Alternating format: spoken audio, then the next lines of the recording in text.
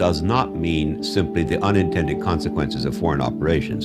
It means the unintended consequences of foreign operations that were deliberately kept secret from the American public, so that when the retaliation comes, the American public is not able to put it in context, to put cause and effect together.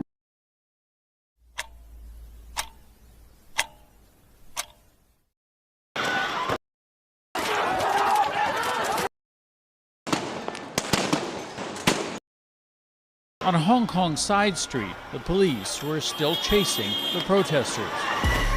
The officers jumping out of vans to tackle whoever they could catch. In some cases, violently. Mayhem keeping its momentum. It was the end of an ugly day, with street battles that turned into brawls and seemed to go on forever. And in one dramatic moment, a first for these protests, an officer pulled out a gun and shot an 18-year-old protester in the chest.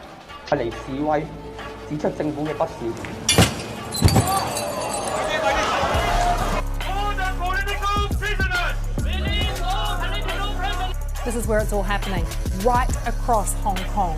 Peaceful sit-ins being held in districts such as Shan Wan, Tai Po, and Sha Tin. Traffic cones, suitcases, and laser pointers. These are just some of the objects that have been made into tactical gear by demonstrators in Hong Kong. Protests here began 9 weeks ago in response to a controversial extradition bill. But demonstrators are now demanding more widespread democratic reforms. Protesters have faced a heavy police crackdown. And while some have gotten violent by throwing bricks and using slingshots, many more have employed innovative tactics to stay safe. They've tried to extinguish tear gas canisters with water bottles, using traffic cones and metal bowls to snuff out the gas before it spreads. On the front lines, many demonstrators wear makeshift armor. Saran wrap becomes skin protection, while garbage can lids and luggage are made into shields. The near-weekly protests have also stood out for their meticulous organization. Videos show protesters forming human supply chains, some over 1 mile long.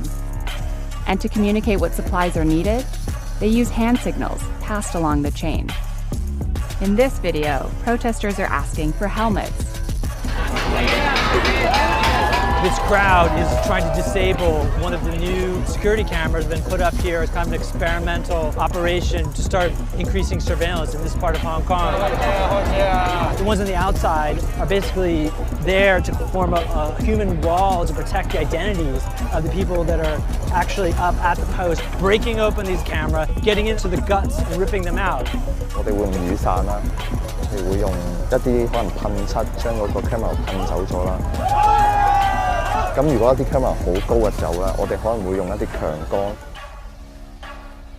He believes American spies are now trying to undermine Beijing's control of this territory. And the CIA are here in Hong Kong, and I believe there's probably a few hundred agents. It's a theory supported by others in the crowd. The Americans give Hong Kong, some of the people, a lot of support, like NED or CIA, something like that. Well, I don't know, but I mean, what I do know is that the claim that this movement is leaderless is completely nonsense. If you look at the tactics which are being used by organisation of the demonstration, these are highly organised. These people are taught how to deal with tear gas. This is people who are taught how to deal with the riot police. Somebody is teaching them to do this. If you find out who profits from a situation, normally you find out who's causing it. And in this case, it's certainly a combination of the United States and Britain, which is benefiting from it.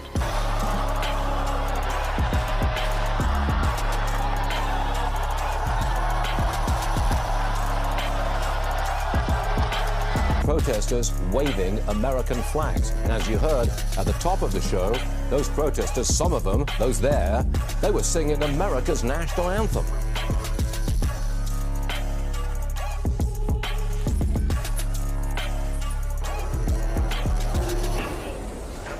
American flags were seen waving in the city, praising America and President Trump after he signed a bill in support of the protest. Chinese authorities saying we will have firm countermeasures to the signing of this bill. I want to reiterate, here that Hong Kong is part of China. No foreign country should interfere in Hong Kong's internal affairs. We urge those foreign forces to respect China's sovereignty and security, immediately stop interfering in Hong Kong's affairs, stop interfering in China's internal affairs, stop conniving in violent offenses, refrain from pouring oil over the flame in Hong Kong.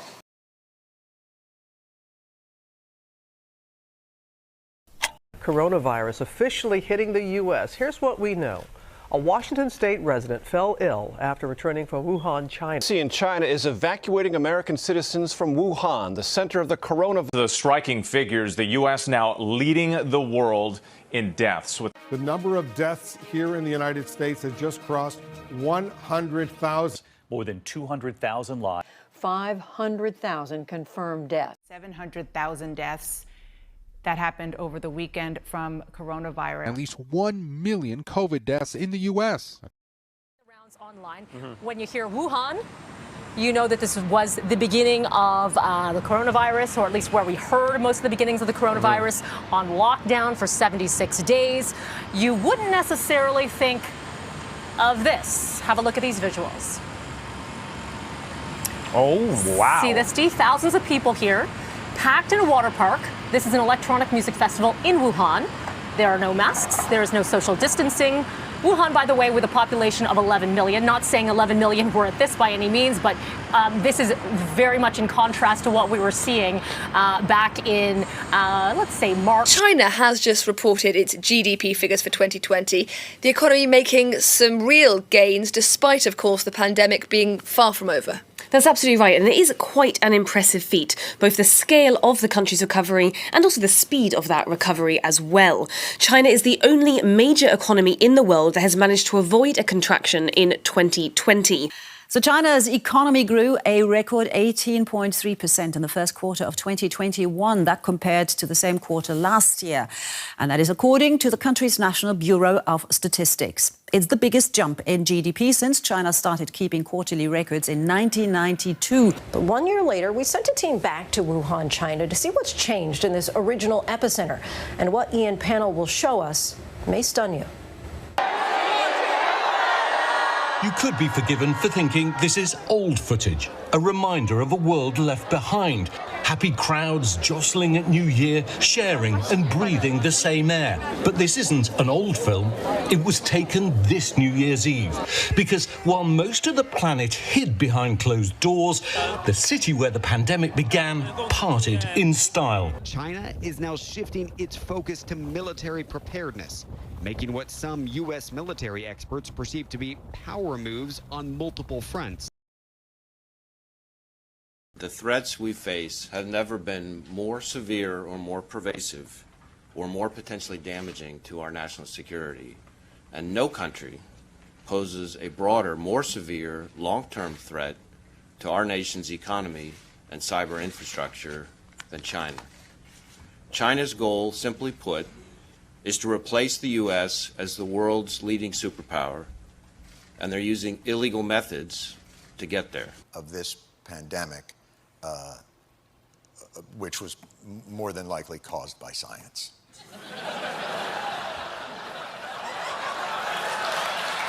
So, and that's kind of. Hold on, what's that? No. Now, listen. It's coffee. I wouldn't do that to you. I wouldn't do that to you. So what do you mean by that? Do you mean like perhaps there's a chance that this was created in a lab? There's an investigation. A chance? Well, but oh my if there God. is evidence, I'd love to hear it. There's I just don't know. a novel respiratory coronavirus overtaking Wuhan, China. What do?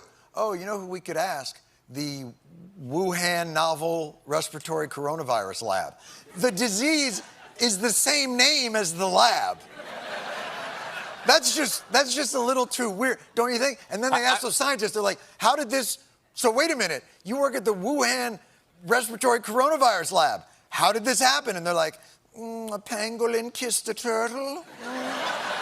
And you're like, no, the name of your lab. If you look at the name, let me see your business card. Show me your business card. Oh, I work at the coronavirus lab in Wuhan. Oh, because there's a coronavirus loose in Wuhan. How did that happen?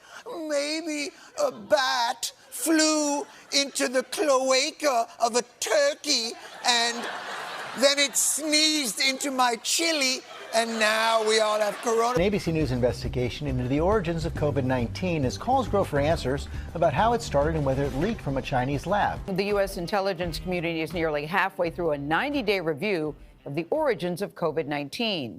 Now, investigators are looking at whether the virus emerged naturally from human contact with an infected animal or if it was accidentally escaped from a lab in Wuhan, China.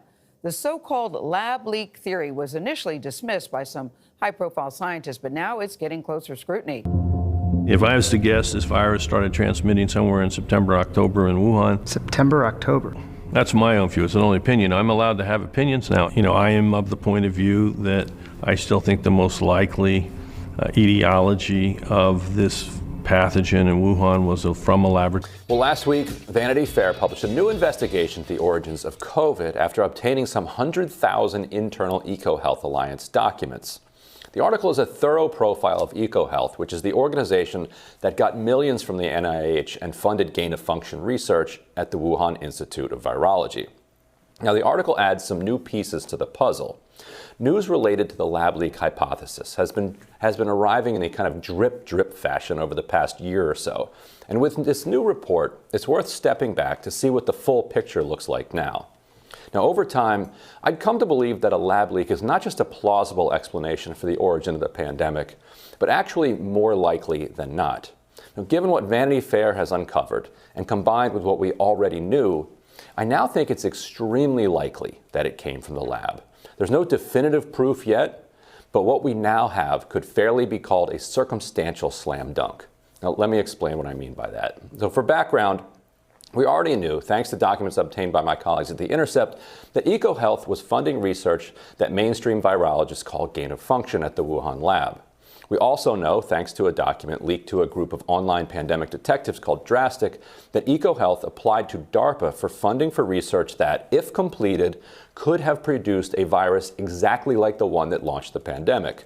So that means the key question is this: did the lab do some of the research outlined in that proposal? If they did, the act of performing that research would be a prime opportunity for it to escape the lab. But that's where the trail has gone a bit colder, and speculation has filled the void. So EcoHealth claims it never performed any of the research. Yet scientists The Intercept spoke to said it would be highly unusual to apply for funding for research before having done even a small amount of it. But that leaves us with a he said, she said. Now, the Vanity Fair story moves the question forward in an interesting way. So again, for background, the DARPA grant was put together in collaboration with Ralph Baric, a UNC virologist known as one of the best in the world, and it drew on controversial gain-of-function research he'd done in 2015 that set off alarm bells in the scientific community and that even he acknowledged was extremely risky. Now, the Wuhan researchers were also heavily involved in putting that grant proposal together. What we also now know is that the Chinese military was collaborating with the researchers in the lab, something that had previously been denied by Shi Zhengli, the Chinese scientist who ran that part of the lab.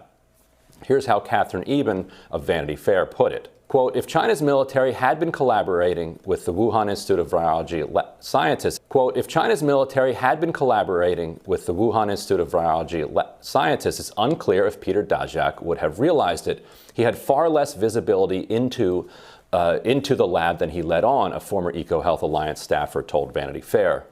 The work being done there was, quote, always an enigma, unquote, the former staffer said. The nonprofit had hired a U.S.-based Chinese national who helped, quote, interpret for them what was happening inside the WIV, but we had to take everything at face value. It was more, accept what it is because of this relationship between Xi and Daszak. Quote, he doesn't know what happened in that lab, said the former staffer. Quote, he cannot know that. In a matter of days, Dr. Li Wenliang went from treating patients to becoming one. The 34-year-old ophthalmologist diagnosed Saturday with the Wuhan coronavirus, dying less than a week later in the same hospital in which he worked. But if action had been taken when he and others started sounding alarms, the severity of the outbreak might have been understood sooner.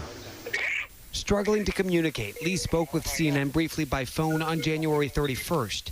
You could hear the hospital machines pulsing in the background.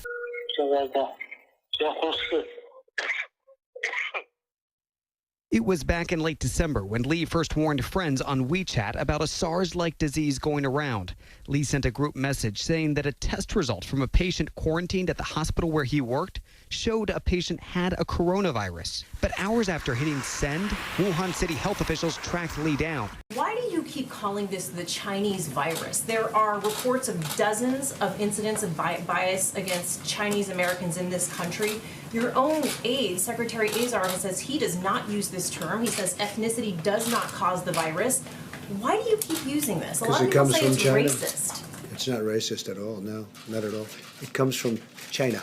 Because do you agree with me if, in fact, this was a lab leak, the source of the virus came out of a Chinese lab, China should pay somebody?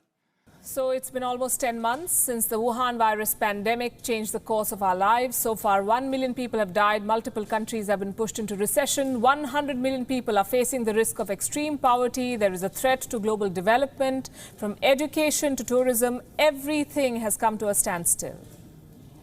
It's being compared to a world war. So what are we doing to punish the perpetrator, the exporter of this virus? Should it not compensate for the damage, for putting our futures at risk, for endangering lives and livelihoods? Let me ask you something. Every time an individual or a group attacks peace, how do we respond? We hold them accountable. We try to punish them. We try to make them compensate. Now, this virus is the biggest threat to peace and life on Earth. What have we done? It wasn't your fault that this happened. It was China's fault. And China is going to pay a big price, what they've done to this country. China is going to pay a big price, what they've done to the world. Oh, okay.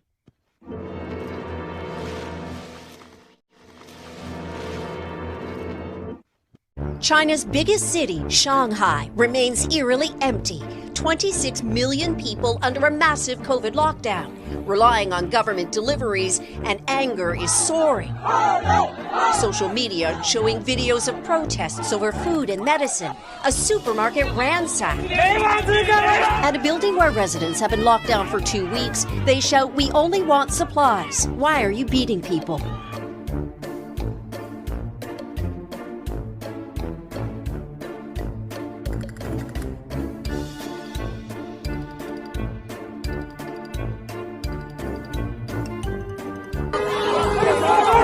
In broad daylight, a confrontation. The police up against the people.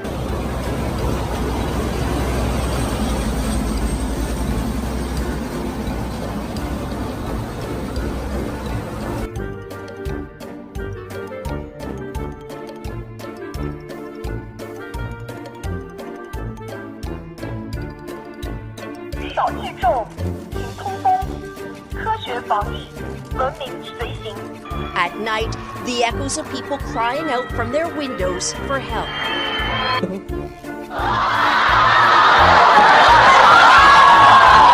At night, the echoes of people crying out from their windows for help.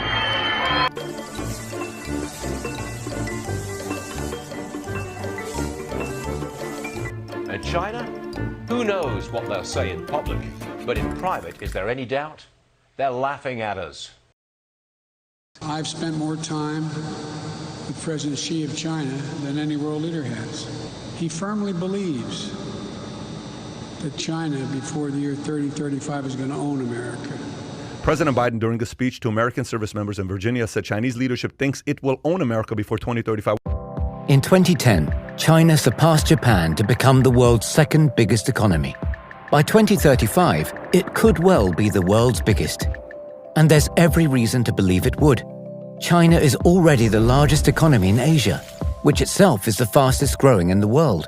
To be the global superpower of the world and essentially take the place of what America used to be. Yeah, they do it their way. And they do it their way, which means we're going to bypass all the costs and the heavy lift of research and development over the years, and we're just going to steal everything. Yeah. And they've been doing it for decades. So people think, oh, China, it's a problem. We've talked about this before. You know, this idea that perhaps this is just something relatively new, or it's popped up during the previous administration of Trump. And honest to God's truth is it's been going on for decades. And they decided that that's how they're going to get to the top of the food chain, is by stealing shit, because it's a lot easier to hoover up everything and then reverse engineer it. And the technology has made it even easier, right? It used to be old school. They'd go out and recruit somebody. They'd find some Chinese American working for a company here in the States. They'd appeal to sort of, you know, you got to help the motherland, and they would. And that was the old school way of doing it. But, you know, cyber theft it's incredible what they're able to do. We are here today to announce the indictment of 4 Chinese nationals for coordinating a multi-year conspiracy to hack into computer systems belonging to private companies, universities, and government entities in the United States and around the world in order to steal sensitive research and technology. Of 2 Chinese hackers. The charges are part of a broader effort by the Department of Justice to crack down on Chinese cyber espionage. Analysts say the newest attacks were not as sophisticated as the ones that began in late 2009, which went after Google's trade secrets. The U.S. and its allies issuing a unified condemnation of China and claiming it helped hackers attack Microsoft early this year. China striking at the heart of our economy. Iconic American companies like Ford and Google, the Pentagon too. Spies from China have also penetrated the computers of America's largest business organization, one with millions of members. And they're stealing corporate secrets worth thousands of jobs and billions of dollars. We've never seen a country dedicate its resources, its espionage resources, to steal economic information and then use it against us, against our economy. It's reached an intolerable level, and it is getting exponentially worse. 2 years ago, an operative at Ford Motor Company downloaded thousands of files on hybrid engine design and gave them to the People's Republic. And design secrets for this U.S. stealth fighter jet were allegedly the target of a cyber attack traced to China. Take a look at China's version of the plane. Very similar. People in other countries naturally copy the methods and technologies of the leading power, which further reduces the leading power's competitiveness. For example, British shipbuilders had less expensive workers than Dutch shipbuilders. So they hired Dutch designers to design better ships that were built by less expensive British workers, making them more competitive, which led the British to rise and the Dutch to decline. This may be the greatest transfer of wealth through theft and piracy in the history of the world, and we are on the losing end of it. More details have been released for China's blueprint for economic and social development in the next 5 years and beyond. For the first time, we put forward a clear and substantial progress for common prosperity in our long-term vision. The government's vision for 2035 sets the deadline for the country to achieve what it calls the socialist modernization. There's a new highway in Pakistan, and a new rail terminal in Kazakhstan. A seaport in Sri Lanka recently opened, as well as this bridge in rural Laos. What's interesting is that they're all part of one country's project that spans 3 continents and touches over 60% of the world's population. If you connect the dots, it's not hard to see which country that is. This is China's Belt and Road Initiative, the most ambitious infrastructure project in modern history that's designed to reroute global trade. And it's how China plans to become the world's next superpower. Dorothy Mukasa is an activist who wants better protection of privacy rights in Uganda. She showed us the police's brand new surveillance system in this busy neighborhood. All the roads around are constructed by Chinese. Wherever there is a new road, there should be a camera. Okay. This is part of the contract for all the Chinese companies doing construction. I've been put under 24-hour surveillance. All our phones are hacked. I cannot talk to you about sensitive stuff or about private stuff on my phone because our conversation is being listened to. We came to Kampala, the capital of Uganda, to investigate how the government is using advanced surveillance technology from China to stifle dissent. Ugandan government officials told us that employees at Chinese telecom giant Huawei are playing an essential role in the government's effort to spy on opposition politicians. Huawei has made itself indispensable in many countries, rich and poor, selling smartphones, software, and cell towers that allow people to connect to the internet. In Uganda, where Huawei has obtained a number of lucrative government contracts in recent years, the Chinese giant supplies most of the 3G and 4G cell towers. Giant surveillance centers like this one, which cost millions of dollars to build. This is the new facility behind these blue gates. Looks like it's gonna be pretty big. And surveillance cameras equipped with facial recognition. Even in this village where a lot of the homes don't have electricity, there's a brand new set of surveillance cameras behind me. Over you go, you see Huawei. She explains that Huawei installed and trains the police to use a network of 5,000 cameras as part of a program called the Safe City System. This monitoring system is one of Huawei's flagship products, and it's already rolled out across China. Now, China's surveillance state is going global. Chinese-based companies have sold their sophisticated technologies to over 80 countries. These systems make it easier for autocrats to spy on their populations. It's giving them an unprecedented level of control. A few months ago, we did an episode on how China was setting up overseas police stations. That was based on a report by the human rights group Safeguard Defenders. Well, China's actions have now come back to bite them. You see, China was euphemistically calling them Chinese Overseas Police Service Station, whereas the Chinese Communist Party lied about it and has been trying to cover it up. Gee, that doesn't sound like them at all. Safeguard Defenders found 54 Chinese police stations in 30 countries, many of which were in Europe and North America. As you can imagine, a lot of those countries were pretty upset when they found out that Chinese law enforcement was operating in their country without their knowledge. How do you see this apparently growing pattern of China trying to intimidate its critics overseas? It's part of a broader pattern, right? That China is flexing its muscles around the world more often, and in more aggressive ways. And that spans from its military might and its ships and planes turning up in places further afield, and also in the way it uses its economic muscle, but also its censorship muscle, right? I mean, this is a country that censors, suppresses, quashes any dissent internally with enormous costs for those involved. A lot of people in prison there, right, for simply speaking their mind. But it's now extending that cordon, if you will, outside the country, and not just to Chinese nationals, say, who might criticize their country from abroad, say from a university campus in the U.S., but also others, Americans. The unchecked power of tech giants is a problem. So are the brazen attempts of China to control the narrative. It runs state-sponsored disinformation campaigns. China has built a propaganda machine. We've reported extensively on how much money they spend worldwide on propaganda. In China, the government controls what citizens can and cannot see on the internet. This morning, new signs Beijing is targeting the US with its propaganda. FBI Director Christopher Wray told lawmakers on Capitol Hill Tuesday that he is, quote, extremely concerned about China's influence through TikTok. The video platform has become extremely influential, particularly among young Americans. TikTok currently has more than 200 million downloads just in the United States. Here's what Director Wray said about the app this week. We do have national security concerns, at least from the FBI's end, about TikTok. They include the possibility that the Chinese government could use it to control data collection on millions of users or control the recommendation algorithm, which could be used for influence operations if they so chose, or to control software on millions of devices, which gives the opportunity to potentially technically compromise personal devices. So there's a number of concerns there. For more on this, let's bring in Brendan Carr. He's a commissioner for the Federal Communications Commission. Commissioner Carr, we just heard from Director Wray about TikTok. You have called TikTok digital fentanyl. What is it that makes it so insidious?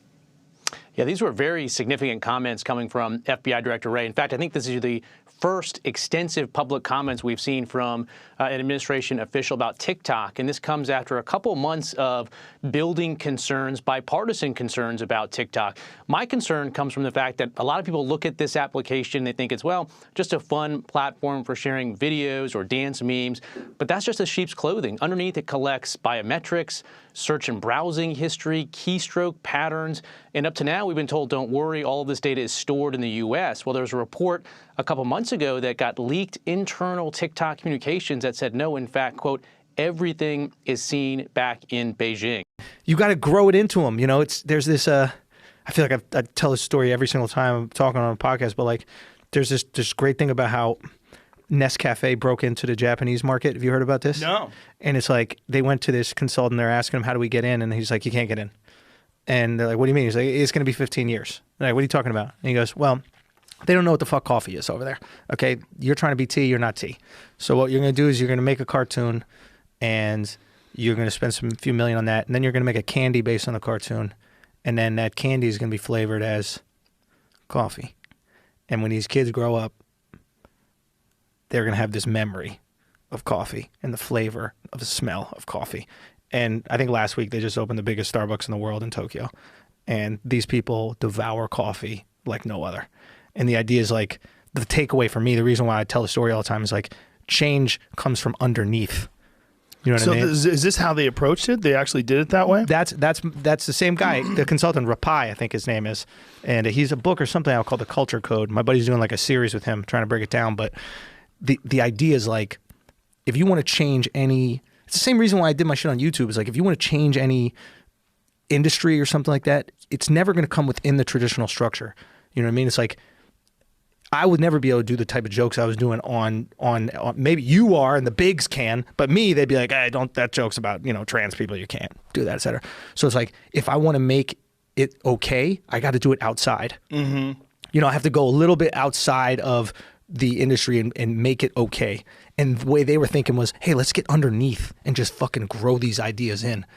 I feel like that's why we fight wars over ideas all the time, right? It's like people understand, oh shit, if people start believing in socialism or whatever the new thing they want us to be afraid of now, if they believe in it and it sounds good enough, they'll want it. Chinese-based companies are required by law to hand data over if requested by authorities. It's a total black box. You have no idea what's being collected, how it's being used, and what's going to be the outcome from it.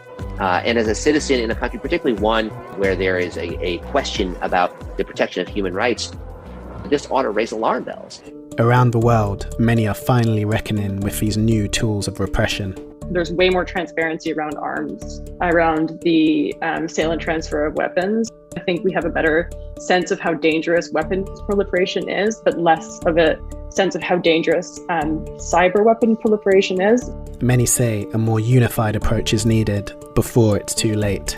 And so if we don't constrain these tools now, you know, we face a future in which governments can abuse them relatively easily in both authoritarian and democratic societies. My worst fear is that those violations of rights, those surveillance tools will no longer bother the world anymore because it's built into their homes and they're used to it.